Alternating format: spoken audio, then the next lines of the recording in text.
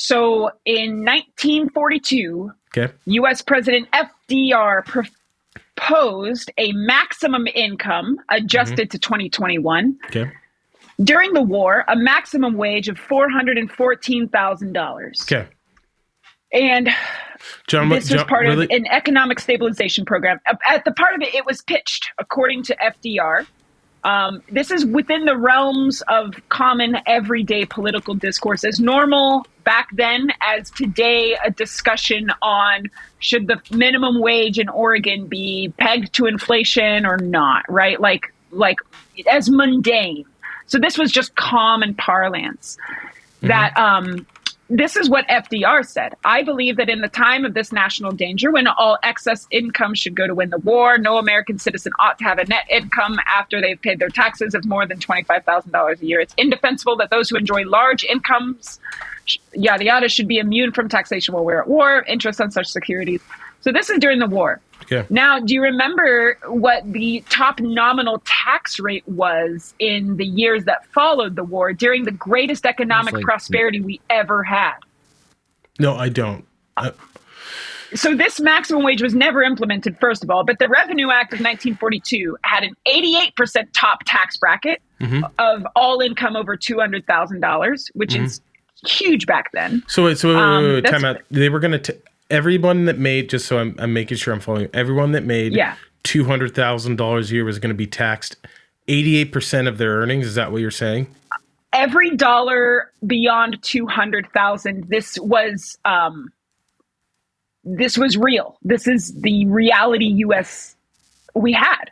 Is that every dollar of that, and that would be about like $3 million a year. So if you already make $3 million a year, your $3 million first dollar almost all goes to taxes. Okay. Yeah, that would be $3.38 million in current money. And so the idea is at this point, it's a waste of our shared collective resources, our shared collective GDP. Because you're not going to go out and buy more cereal. You're not going to go out and go to school again, right? 100%. Like that money is better spent investing in workers and being given to Social Security or a jobs program. And so all the way through the 70s and up till Reagan, we had very high top tax brackets, which are now down around the 30s. But it was reality. And what built the middle class and the working class up in the 40s, 50s, 60s to have a top tax rate that effectively kind of chopped the curve off, so that if I was paying an employee the $3 million in first dollar, I would say, actually, this is all going to taxes. I think you're fine with $3 million. You got the best schools, you got great cars, you have a great house, like you're good. I'm going to instead take this dollar and keep it in my business or my nonprofit or whatever, and I'm going to invest in better technology, or I'm going to hire another worker. It's inefficient. It's inefficient for Elon Musk and Jeff Bezos to have billions of dollars doing nothing. It's not employing anyone. It's not bettering working conditions. It's not invested. It's just kind of money hanging there. So yeah. Okay. And I want to get back there. There's a few things. I think that's a terrible idea. And here's why. I see the incentive would be that they would either leave their money in the business or do because I'm not in favor. I hate taxes, right? Just between you and it, do you like the federal government? Do you think that they spend their money well? So I guess I'm just saying. So unmoored from the idea of maximum wage in general, am I a huge proponent of the United States federal government? I will say that I believe in the potential of people to come together through shared governance and to distribute resources together. So I believe in the ability of people to come together. I don't know if I'm going to, on the books, state either support or opposition to the U.S. federal government. So just based off of your answer, you would feel comfortable potentially after at your 3 millionth and first dollar, 80, let's say a million after that, 88% of that would go to the government, and you think that they would use your money well, correct?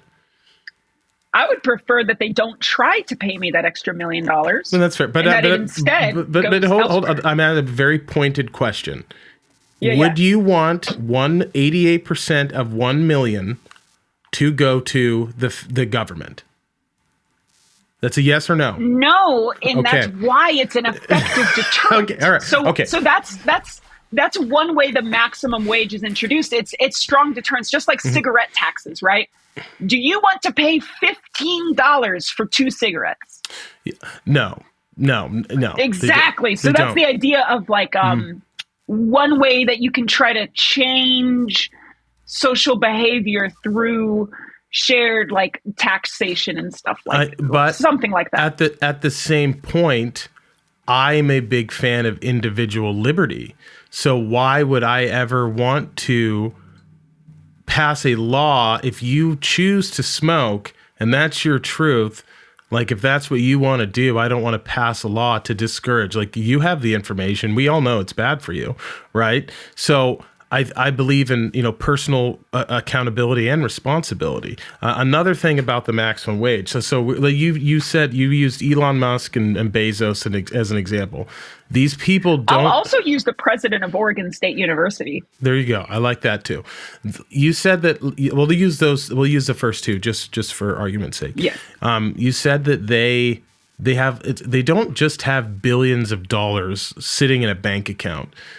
They have equity, and I'm sure that there are people screaming, but they have, let's say, the equity in these companies, right? They're owners, so they have shares. So they in order for them to extract those shares, they would need to sell them. All right. So it's pretty liquid, right? You can sell shares, but then if you're starting to pull out of a company, then the value of that company is going to go down. People are going to panic, so they don't want to do that. And I'm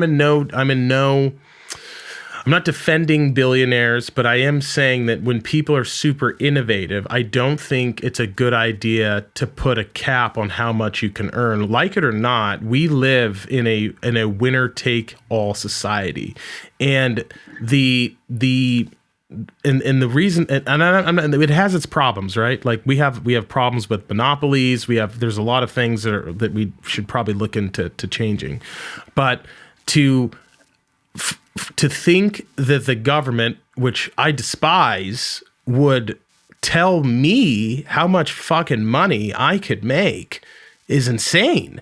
That's giving them way too much power. They have way too much power as it is. That sounds draconian. That sounds like we're taking a step in a direction that wouldn't be good and that doesn't end well. Would you not agree?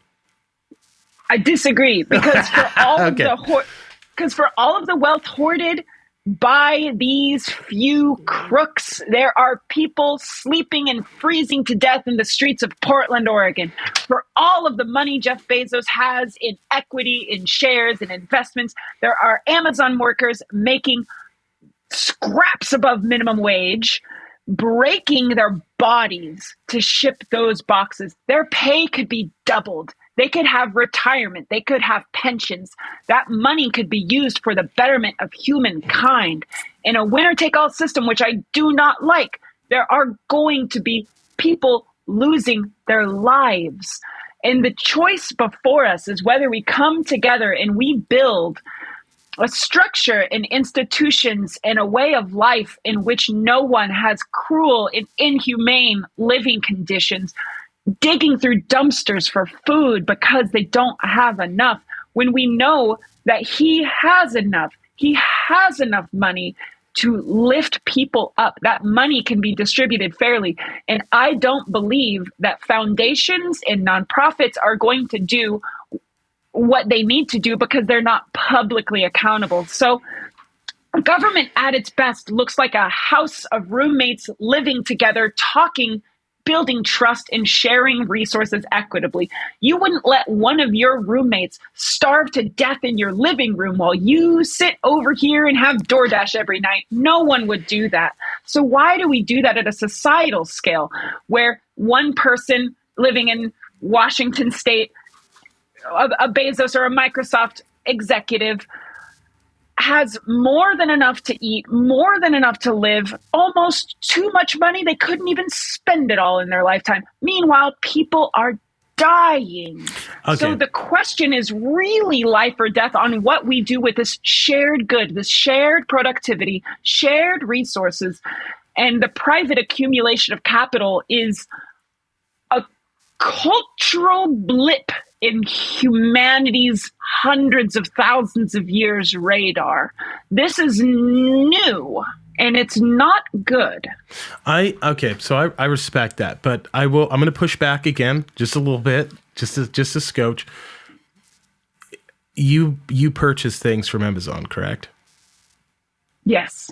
You need to vote with your dollar. Nothing is ever going to change until you vote with your dollar, right? So like that corporation is making money off of you, and you just explained how much you don't like this person, yet you're giving him your money. So that's why. That's like but hold on. But if you don't like the air, don't breathe it. No, but that's not. That's really not it. There are other alternatives. You could shop at smaller stores. You could. It would be more expensive. But the bottom line is, we all vote with their dollars, and nothing is ever going to change. Every time you purchase something, you give him more power. You increase the share. You increase the stock prices, right? Like that's it's cool. And it's awesome, and I agree with a lot of the things you're saying, especially in terms of like, I do understand that these people, they're on timers, they have to have timed breaks, it's insane. But no one at the end of the day really gives a shit, because it affects your bottom line and your dollar, and most people vote wrong. That's dark. John, I think I saw a hand. Yeah. So here's the flaw in that argument, right? We don't have a vibrant economy where there is, for every item that's sold, there's 5 to 10 to 20 or an infinite amount of makers. Meritocracy is a myth. We have if you look into like, and I'm not talking like, like Pepe Silva go deep kind of stuff. I'm talking like 2 clicks on Wikipedia. You can find that like for every industry, everything is owned by probably like maybe 2 or 3 companies, or like even further than that. Like what is Nestle owns like probably like a third of the world economy.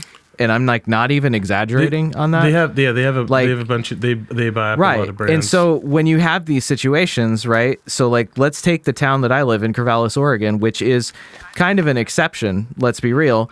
There are what, 3 Safeways, a Fred Meyer, a Winco, and a grocery outlet. And then there are 2 of a locally owned food co-op, right? Most places don't have locally owned food co-ops. So when you really put that down, that's 3 grocery store chains, maybe 4. And pretty soon, because Albertson and Safeway, or Albertson and Kroger are merging, and the feds are probably going to, approve that, that will mean there will be 2 different companies that I can buy groceries from, or 3. There's Winco, there's Grocery Outlet, and there's Fred Meyer, Safeway, Albertsons, Kroger, Payless, everything. Trader Joe's. But still, even Trader Joe's is like private label stuff that most places, they just pay to make. Yeah. So there really isn't true variety. Hold on, Andrea. I think what you're both getting at is the individual model of change or the sort of system and structural model of change. I could have easily lied.